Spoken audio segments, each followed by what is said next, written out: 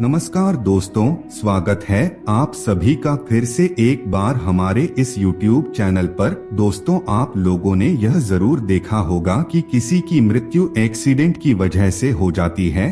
कोई रास्ते पर चलते हुए गिर कर के मर जाता है, तो वहीं कुछ लोग ऐसे होते हैं जो पानी में गिर कर के खत्म हो जाते हैं, जबकि कुछ लोग ऐसे होते हैं जो पहाड़ से गिर कर के मृत्यु को प्राप्त जाते हैं। ऐसे कई प्रकार के ऐसे कारण होते हैं जिसकी वजह से लोगों की मृत्यु हो जाती है, यानी कि उनकी मृत्यु सामान्य रूप से नहीं होती है। जिस प्रकार से एक व्यक्ति अपने बिस्तर पर ही प्राण त्याग देता है, वह सामान्य मौत कहा जाता है। लेकिन जब किसी की मृत्यु दुर्घटना की वजह से हो, किसी की मृत्यु पानी में डूबने की वजह से हो या फिर और अनेक कारणों की वजह से हो, तो उसे सामान्य मृत्यु नहीं कहा जाता और लोगों का मानना है कि उसे अकाल मृत्यु की श्रेणी में रखा गया है, यानी कि उसे अकाल मृत्यु कहा जाता है। लेकिन दोस्तों, क्या आपको मालूम है इस बात को? क्या हमारे शास्त्र भी समर्थन प्रदान करते हैं? आज के वीडियो में इसी टॉपिक पर चर्चा करेंगे कि आखिर शास्त्रों के मुताबिक अकाल मृत्यु क्यों हो जाती है, क्या कारण होता है कि अकाल मृत्यु हो जाती है, वह कौन सा पाप करता है जिसकी वजह से उसे अकाल मौत मरना पड़ता है।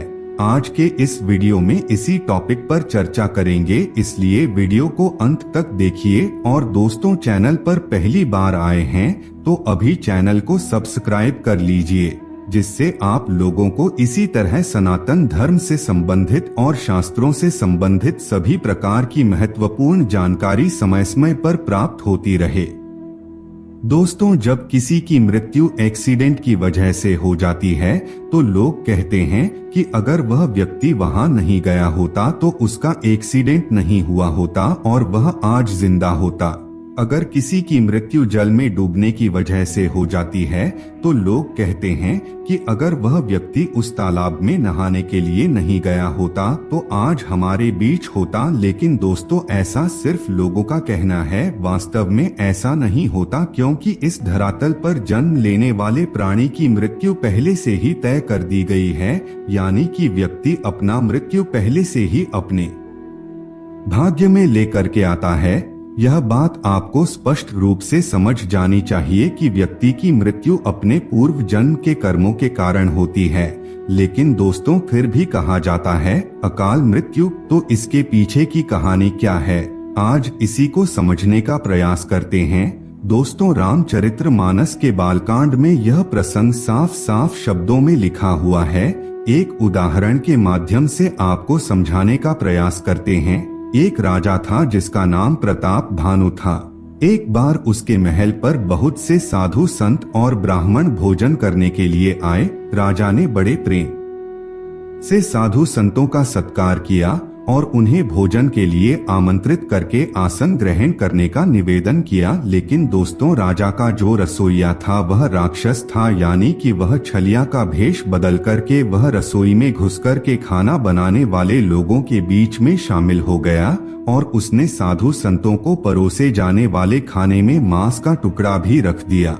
जब उन साधु संतों और ब्राह्मणों ने अपने अपने थालियों में मांस का टुकड़ा देखा, वे सभी के सभी क्रोधित हो गए और उस राजा को श्राप दे डाला कि तू सदा के लिए राक्षस बन जा। तब राजा भानु विचार करते हैं कि अगर मैंने इन ब्राह्मणों को खाने पर नहीं बुलाया होता तो यह लोग मुझे श्राप नहीं देते और मैं राक्षस नहीं बनता, शायद मेरे ऊपर से यह बुरी घड़ी टल जाती। दोस्तों, वही राजा प्रताप भानु अगले जन्म में रावण बना। दोस्तों, रामचरितमानस में जो लिखा है, यानी कि भाग्य का लिखा नहीं मिटाया जा सकता, किसी भी प्रकार से भाग्य को बदला नहीं जा सकता। जिसकी मृत्यु जिस जगह पर, जिस तारीख को, जिस कारण से होगी वह पहले से ही निश्चित होती है, चाहे वह अपने घर के बिस्तर पर पड़े पड़े मरे या फिर किसी सड़क दुर्घटना के कारण उसकी मृत्यु होती है, या फिर किसी पहाड़ी से गिरकर के वह मर जाता है, या फिर किसी जल में डूबने की वजह से काल उसे अपने जाल में फंसा लेता है।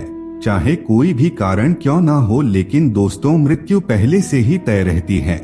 इसलिए हमारे देश के साधु संतों का और हमारे प्राचीन समय के ऋषि मुनियों का यह कहना है कि मृत्यु में किसी अन्य व्यक्ति को शोक नहीं करना चाहिए, क्योंकि यह निश्चित है और सृष्टि का नियम है। फिर भी लोग कहते हैं कि उसकी अकाल मृत्यु हो गई। दोस्तों, और लोगों का यह भी मानना है कि अकाल मृत्यु होने पर उसे भटकना पड़ता है, और हमारे शास्त्र भी इसका समर्थन करते हैं कि यदि किसी व्यक्ति की मृत्यु उसके आयु से पहले हो जाती है तो उसका समय पूर्ण होने तक उसे इधर से उधर भटकना पड़ता है।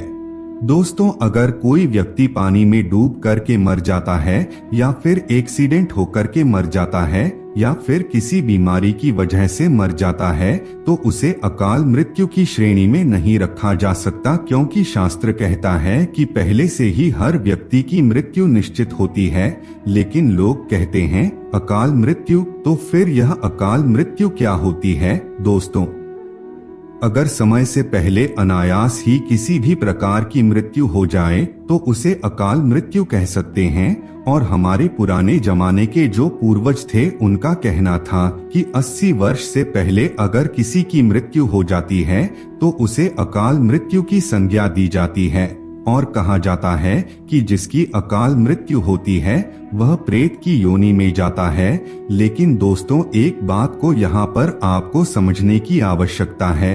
देखिए, स्वामी विवेकानंद के बारे में तो आप लोगों को मालूम होगा।